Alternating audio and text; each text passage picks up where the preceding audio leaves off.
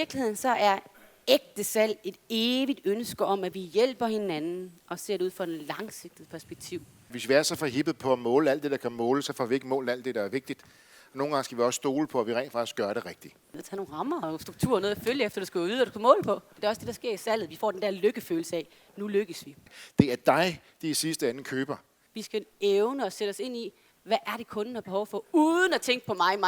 Brænder jeg for det, jeg laver? Og brænder jeg for det, jeg laver, der hvor jeg laver det? Og brænder jeg for det, jeg laver, der hvor jeg laver det, mens jeg laver det? Hvad har det så at gøre med kunden? Hvad er forskellen på det hårde og det bløde? Jamen, det er jo ikke noget, man kan måle på. Jo, det kan man faktisk nu.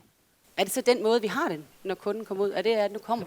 Det der motivation er også vigtigt, men det, vi har ikke brug for det bløde lige nu. Vi prakker nogen noget på. Det er jo først der, jeg begynder at sælge. Definitionen er at tage, men det handler i virkeligheden om at hjælpe. Det er jeg skal måle på. Men det er jo lidt interessant.